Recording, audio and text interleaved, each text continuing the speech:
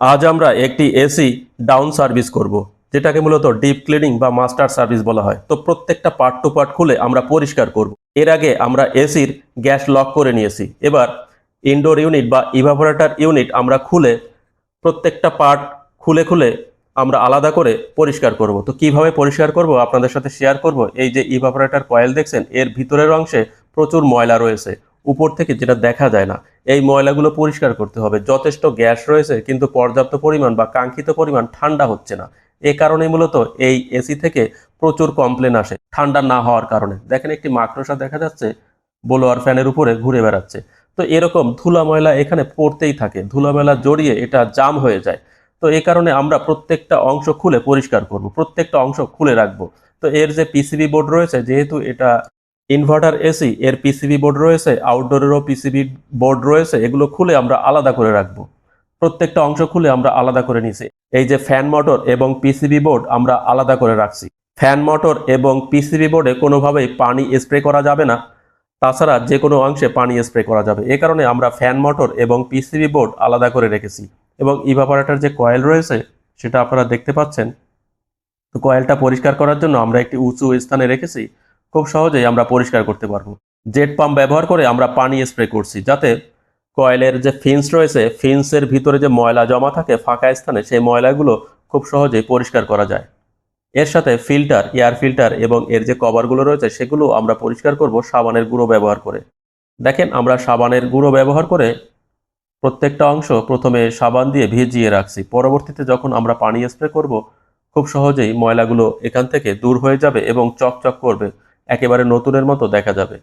তো এই যে কয়েল দেখছেন, এই কয়েলের ভিতরে প্রচুর ধুলা জমা হয়, যেটা খালি চোখে দেখা যায় না। এটা মূলত পানি স্প্রে করলে বের হয়ে যায়, তখন দেখা যায়।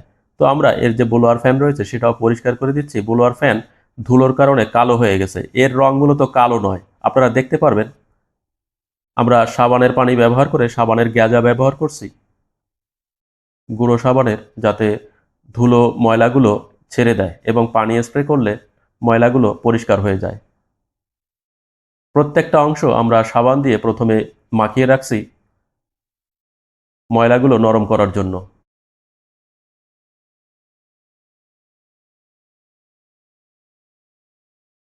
এর যে কভার রয়েছে, ব্যাক কভার, ফ্রন্ট কভার, প্রত্যেকটা অংশ আমরা পরিষ্কার করব।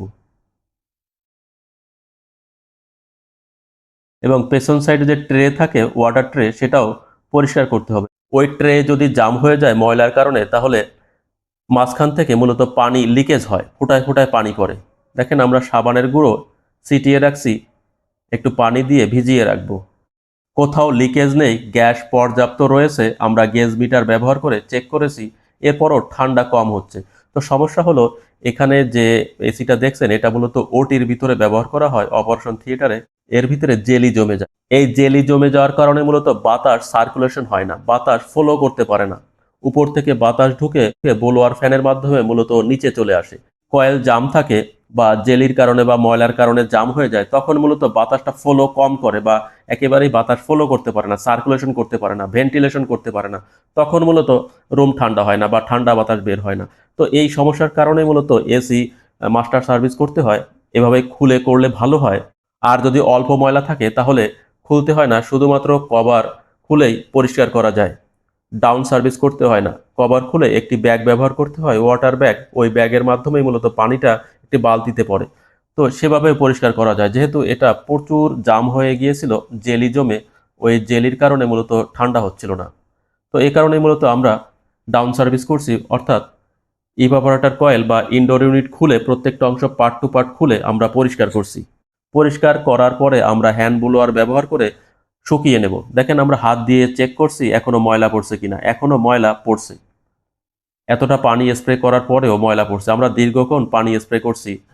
তো ভিডিওতে সম্পূর্ণ অংশ দেখানো সম্ভব নয়, কারণ ভিডিও অনেক বড় হয়ে যায়। এ কারণে আমরা কিছু অংশ কেটে দিয়েছি। আমরা প্রচুর পানি স্প্রে করছি। পানি স্প্রে করার পরে যখন ময়লা আর বের হবে না, তখনই আমরা পানি স্প্রে বন্ধ করে দেবো। দেখেন আমরা কতটা পরিষ্কার করেছি, একেবারে নতুনের মতো হয়ে গেছে। আমরা প্রত্যেকটা অংশ সাবান দিয়ে ভিজিয়ে রেখে পানি স্প্রে করে পরিষ্কার করে দিয়েছি। তো এভাবে যখন আমরা কয়েল এখানে ফিটিং করব, নতুনের মতো পারফরমেন্স করবে, এসি নতুনের মতো বাতাস দেবে আর কি, ঠান্ডা বাতাস। দেখেন প্রত্যেকটা অংশ আমরা পরিষ্কার করে দিয়েছি এবং আমরা আরও ইভাপোরেটর কয়েলের ভিতরে পানি স্প্রে করছি এবং হাত দিয়ে দেখার চেষ্টা করছি ময়লা বের হয় কিনা। দেখেন ময়লা বের হবে, এই যে হাতে ময়লা দেখা যাচ্ছে, ওই যে ছোট ছোট ময়লা, কালো কালো ময়লা দেখা যাচ্ছে। ক্যামেরায় বোঝা যাচ্ছে না, কিন্তু বাস্তবে দেখা যাচ্ছে। যতক্ষণ ময়লা বের হবে ততক্ষণ মূলত পানি স্প্রে করতে হবে, কারণ কিছুদিন পর পর এভাবে খুলে পরিষ্কার করা মূলত ঝামেলা।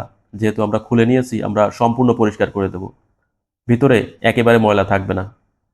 এবং রানার ফ্যান বা ইভাপোরেটর ফ্যান আমরা একেবারে ধুলোমুক্ত করে দেব, কোনো ময়লা থাকবে না। ফ্যানে যদি ময়লা জমে তাহলে বাতাসটা টানতে পারে না, শব্দ হয়। দক্ষ এসি টেকনিশিয়ান দিয়েই মূলত মাস্টার সার্ভিস করে নেওয়া ভালো। দেখেন কিভাবে আমরা কয়েলটা পরিষ্কার করছি, কোনো ময়লা ভিতরে থাকবে না। তো যেখানে প্রচুর পরিমাণে ডাস্ট জমে সেখানে বছরে 2বার মাস্টার সার্ভিস করলেই হয়, অথবা ব্যবস্থা অনুযায়ী যদি বেশি পরিমাণে ময়লা জমে তাহলে এর থেকে বেশি করতে হয়।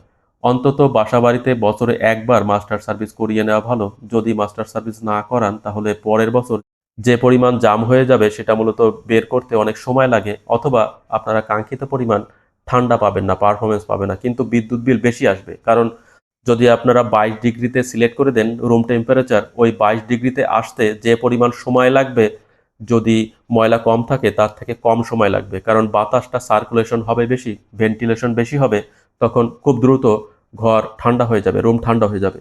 তো তখন মূলত বিদ্যুৎ বিল কম আসবে, যেহেতু কম সময় কম প্রেশার চলবে। যদি ময়লা জাম হয়ে যায় ইভাপোরেটর কয়েলের ভিতরে, তখন কাঙ্ক্ষিত পরিমাণ ঠান্ডা করতে গেলে বেশি সময় কম্প্রেসার চালাতে হবে, এতে বিদ্যুৎ বিল বেশি আসবে। তো ওই যে লক দেখছেন, আমরা লকগুলো অ্যাডজাস্ট করে স্ক্রুগুলো সব ফিটিং করে দিয়েছি এবং পিসিবি বোর্ড এখানে ফিটিং করে কানেকশন করে দিয়েছি। এবার আমরা যে কাজটা করছি এটা খুবই গুরুত্বপূর্ণ, অনেকে অবহেলা করেন বা অনেকে জানেনই না। আমরা যেহেতু ইনডোর ইউনিট খুলে নিয়েছি, ইনডোর ইউনিটের ভিতরে যে কয়েল থাকে বা পাইপ থাকে এবং কানেকশন পাইপ থাকে, আউটডোর এবং ইনডোর ইউনিট থেকে যে পাইপ থাকে, ওই পাইপের ভিতরে বাতাস ঢুকে যায় বা হাওয়া ঢুকে যায়। আর ভিতরে যদি জলীয় বাষ্প থাকে তাহলে যে গ্যাসটা থাকবে ওই গ্যাসটা দূষিত হয়ে যেতে পারে, নষ্ট হয়ে যেতে পারে বা দুর্ঘটনা ঘটতে পারে। বায়ুশূন্য অবস্থায় আমরা গ্যাস রিলিজ করব বা গ্যাস ছেড়ে দেব।